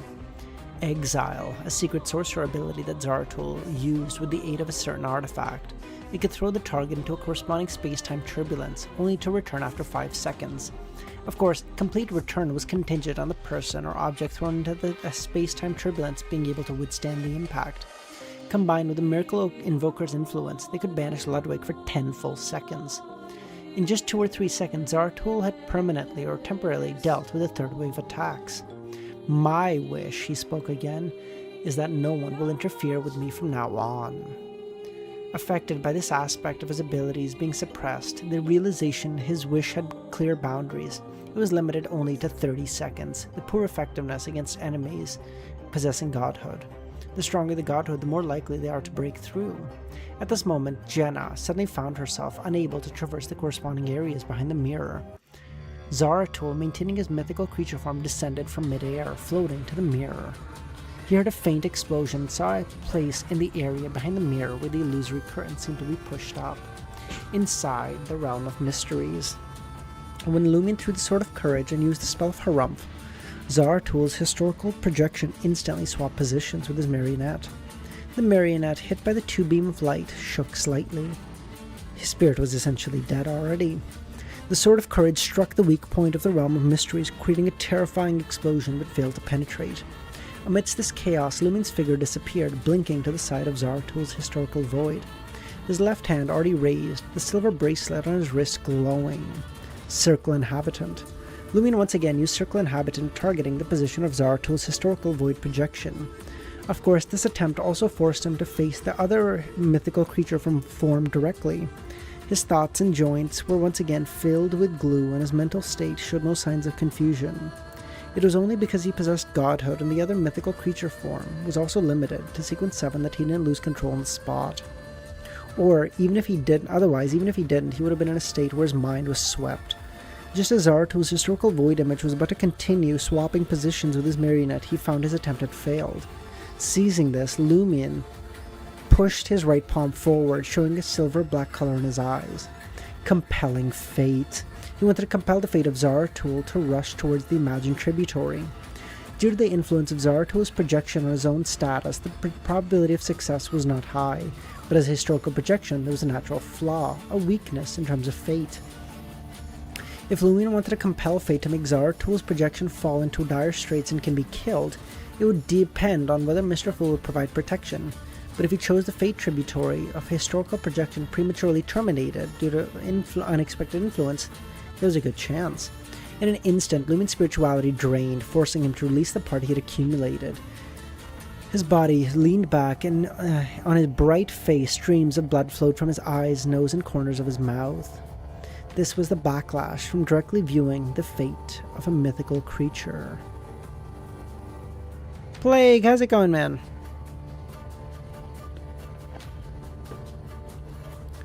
Not only did one of his eyes go blind, but his entire person became a marionette. Almost simultaneously, Zaratul's historical void image became transparent, with ripples appearing. It was as if some kind of accident prevented the spirituality of Zaratul's main body from penetrating the realm of mysteries.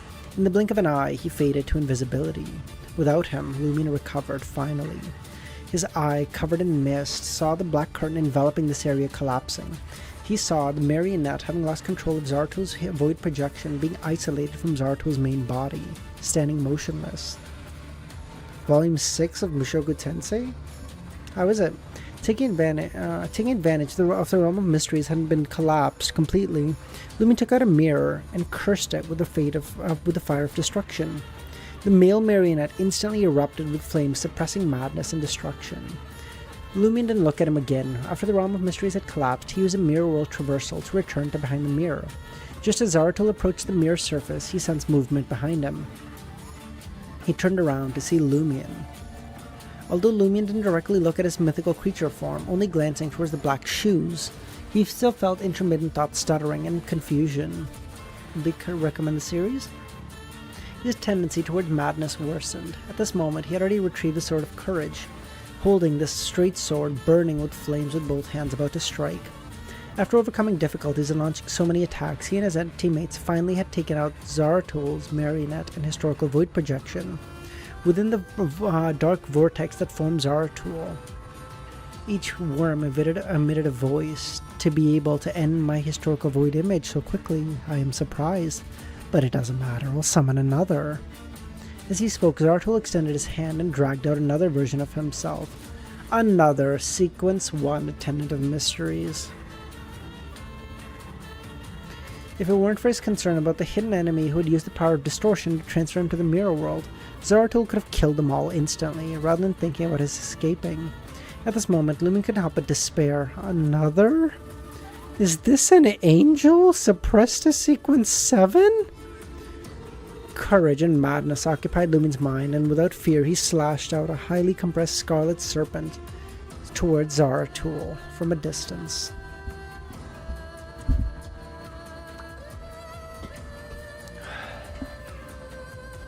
Alright, last chapter, and then I gotta get something to eat. I'm starving.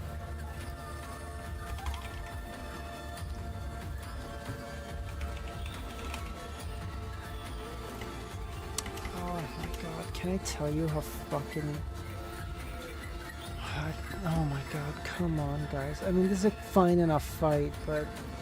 Cuttlefish, you're dragging this sequence out way too long, bro. Wake up, Klein! Get to the fucking cataclysm now, idiot.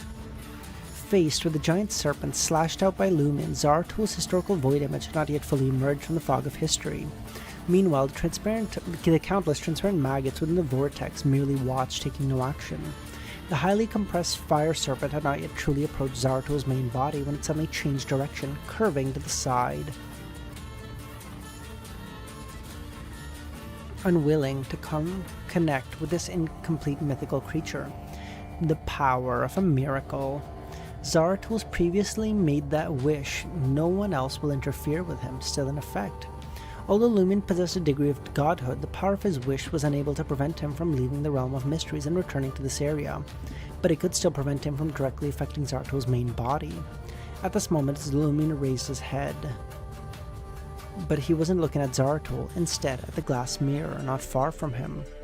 His eye, covered in blood mist due to the burst capillaries, turned black, reflecting the mirror surface. The mirror's own weakness reflected.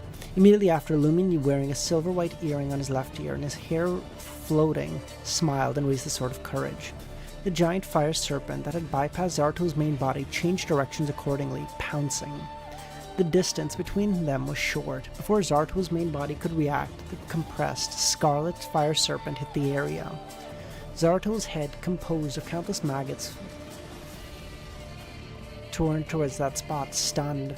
Once the mirror shattered, the corresponding area behind the mirror would collapse. If the people and objects in that area couldn't escape in time, they would be swallowed by the turbulence and dragged to the depths. Even for angels with complete mythical creature forms, unless they were of the door pathway or the demoness, the depths of the mirror world were places to be fearful of. Seeing this, Lumin smiled. I never intended to attack you. My goal is to shatter the corresponding mirror, dragging you to the depths of the mirror world. And to prevent you from detecting my intentions, I pretended to attack you. That interference helped me save a lot of spirituality. Otherwise, even as a pyromaniac wearing that light earring, changing the direction of the fire serpent midway would have been very strenuous.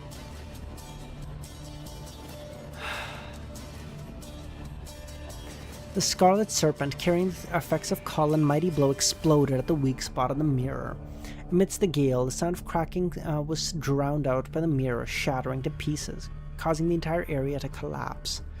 This dark, void world crumbled.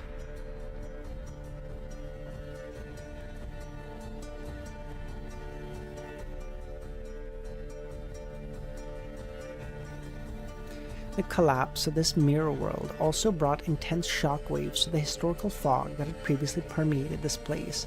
Zaratul's historical void image returned to the formlessness before it could be dragged out.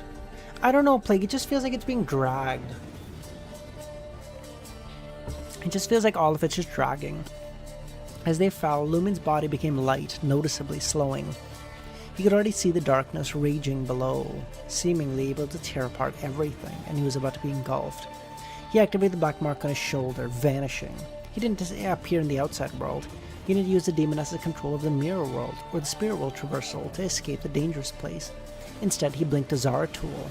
The spider silk then became visible, layer upon layer binding the maggot vortex. After escaping the realm of mysteries, Lumin had been secretly producing spider silk, letting it surround Zaratul. When the area behind the mirror collapsed, these threads immediately entangled him, disregarding the corruption and effects brought about by the mythical creature form.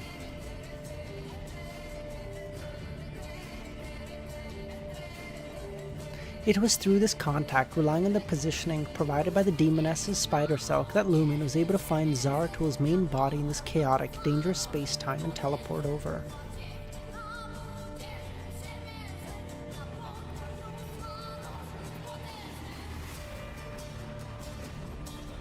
These spider silk quickly and jerkily entangled Zaratul, while Lumin, positioned beside him, closed his eyes and slashed with a sword of courage. The scarlet flames on the sword silently turned pitch black, restraining violence and madness. As Lumin drew closer to Zaratul's main body, even with his eyes closed, his thoughts became sluggish and the sword of courage slashed noticeably slower. The corruption brought about by the mythical creature. Now it took Zaratul 20 seconds to gain initial control over target spirit body threads, but the impact of the corruption form added, it only took 7 seconds to gain initial control over Lumion. From the moment Lumin left the realm of mysteries, he'd been diverting attention to manipulate the other spirit body threads. As expected, the smile didn't disappear from Lumin's face. He'd teleported again. Now, depending on how Zaratul's body was bound to the silk, in other words, his teleportation would bring Zaratul with him. He wanted to go somewhere with Zaratul. Zaratul sensed the danger, abandoning manipulating Lumin's spirit body threads, and was about to use a paper figurine substitute to escape the binding and leave this accursed area. At this moment, in a virtual tunnel of the mirror world, Bernadette was making a phone call while looking at a mirror. The mirror was a substitute Lumin had made for himself, having a very close connection with him. He was relying on this connection and the ability of a mystery prior pathway that Bernadette was able to monitor everything. She reached out her hand and once again wiped the dark crown. The gems lit up, using Lumin's mirror to disorder the corresponding space-time. Zaratul first turned into a paper figurine, then his main body reappeared in the same spot, still bound. The last bit of help Bernadette could provide.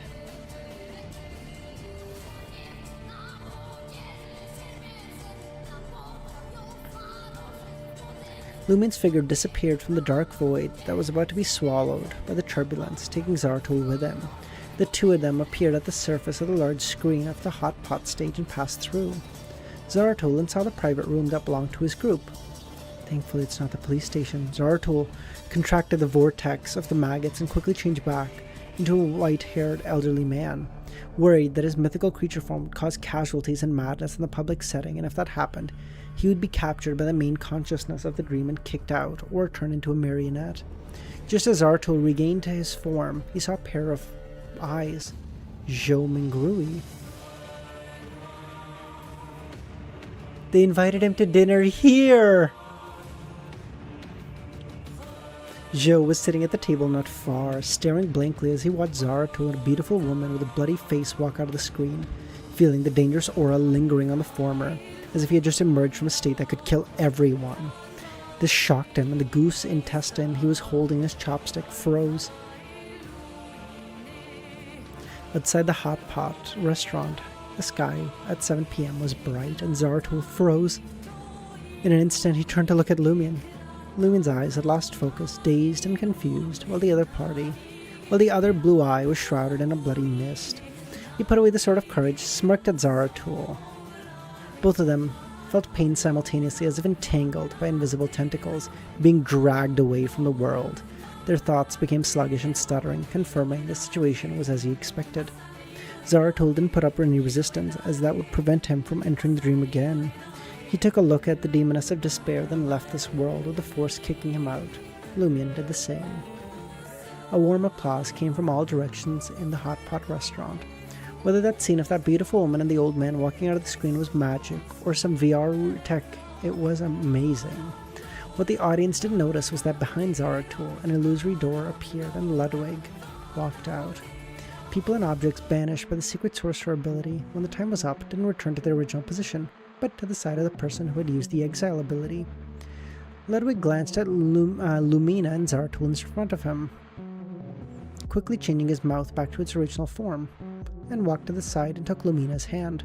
LEMMiNO remembered this was her child. Under Ludwig's guidance, she left the stage and walked to the back of the restaurant.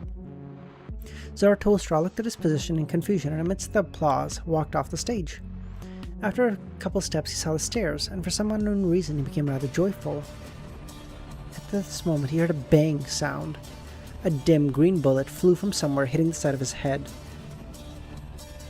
On the surface of the glass window at the corner of the second floor, Franca's figure appeared. Certain death. She had extended the inevitable gun at the glass mirror surface. As the gun fired, Zarathustra's pupils dilated and his head exploded. Franca withdrew the inevitable gun and calmly left the glass window. We may not be able to kill your main body, but we can kill your dream self. Without his current identity, let's see how you obtain money and resources and how long it takes for you to get a new identity. Actually kind of peaked though. I didn't think they would be smart enough to do that, but that's kind of really clever. I like it. That's huge. That's really clever. They said bucket. Let's go. But theoretically, doesn't this count as 3 then? Doesn't this count as him being kicked out and him dying? Wouldn't that count as 2 out of his 3? But I don't know. Alright guys, that's it. We're gonna end the stream there. No, just because I guess that's not his main self in there. Whatever. No. Alright guys, we're gonna call it there for COI stream. I'm gonna start stream again in like 20 minutes or whatever after I get something to eat. And come back, won't have the official identity. Oh, I see, okay.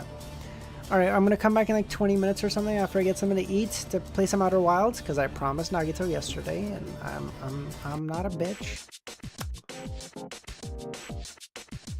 Alright, I'll see you guys. He's only been kicked out once because he misled the first one. Oh, okay. Alright, bye guys. I'll see you guys tomorrow for some more COI, okay? We'll keep going, and then 2 days, baby. Which means Thursday night, we hit chapter of fucking 1000. Let's go. Alright, bye guys.